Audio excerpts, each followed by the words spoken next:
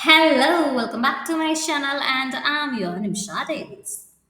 So, in the last class, we learned how algorithm works, their designs, flowcharts, and pseudocodes, right?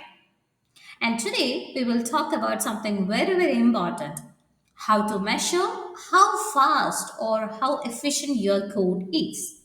And this is called time and space complexity. Okay, and it helps us to choose better algorithm. So let's get started.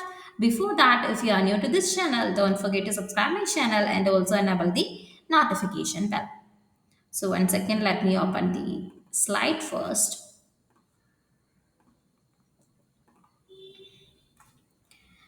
Okay,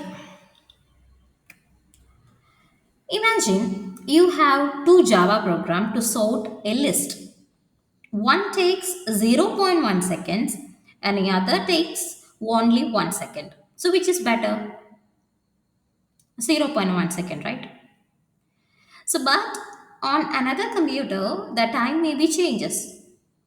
So, instead of depending on the hardware speed, we analyze the number of operations an algorithm performs. That's what we call time complexity. Okay, so what is time complexity? It tells us how the running time of an algorithm increases as the input size increases. What is time complexity?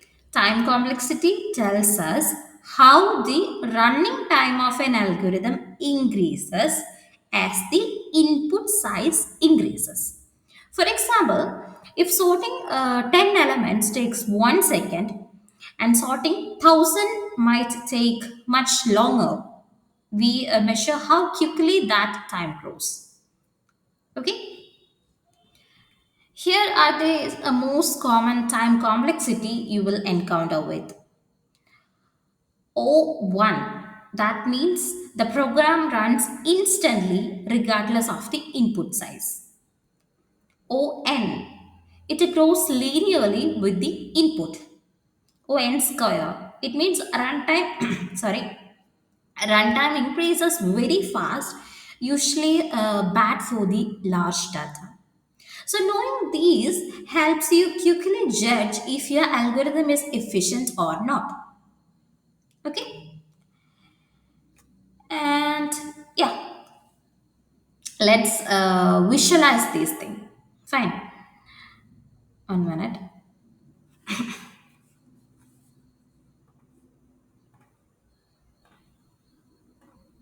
So, sorry, I got a call. 1 second. Yeah, yes. So, let's visualize with a graph. As we can see, O1 and O log n grows very slowly, and ON and ON log n grows moderately, while ON square and O2 raised to n increase rapidly, showing why algorithm efficiency matters for the larger input size. Okay, just go through the slide and just observe the lines growing. Fine.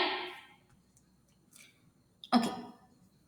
So as input size increases, constant and logarithmic functions grow slowly while quadratic and exponential ones explode. That's why we avoid the algorithm with ON square or worse for the large datasets. Got it? Then let's look at simple example program in Java. It's linear search. Okay, so let's take linear search as an example. So in linear search, it checks every element one by one, right? So if there are n elements, in the worst case, it runs n times. That's why the time complexity of the linear search is O(n) linear. Fine. In the case of binary search, it's much smarter algorithm, right? It divides the list into halves every time. It's reducing the number of check drastically. Right. I hope you guys already know the linear search and binary search algorithm. If you don't know, just comment down below. I'll explain the code detail. Okay. So the time complexity here is O log n. logarithmic growth, which is very fast even for the large inputs. Okay, so every algorithm can behave differently depending on the input. For example, in linear search, best case is element found at the first position, that is O1, and the worst case is element not found, that is ON. So we often analyze the worst case, worst case to understand the upper performance limit. Okay, so what is space complexity? Just like time, we also care about how much memory an algorithm uses. So, space complexity measures all the memory needed to run inputs, variables, and even the recursive calls.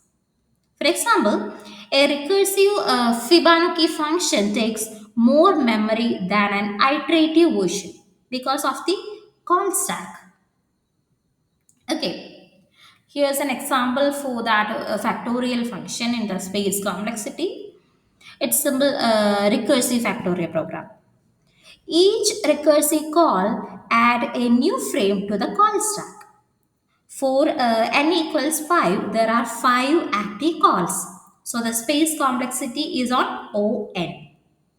But if we use a loop instead of the recursion, it would be O1 space. Okay. So this is big O. It's known as big O. Or simply we can call O. And this is omega, big omega, and this is theta, big theta. Yeah, these three notations describes the algorithm performance formally. Big O, it gives us the worst case growth. And big omega, it gives the best case. And big theta gives the average case. Okay. In the theta case, both the upper and lower are same.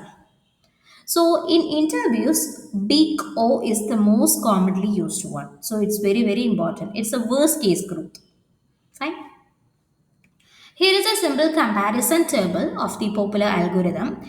Just notice how efficient algorithms like merge sort and binary search constantly performs better for the large inputs.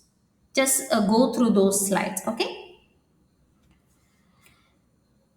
When analyzing the code, just look at the number of loops and the nested operation. For example, if there is one loop that is ON, if there is two nested loop that is ON square, if there is two separate loops that is ON plus N that is ON. Fine. So we ignore the constants like 2n or 3n because big O focuses on the growth trend. Fine. So to summarize, just analyze both time and memory and mainly focus on the growth, not on the seconds. Also choose the simplest, fastest method that solves your problem. Fine. And I'll give you simple practice task.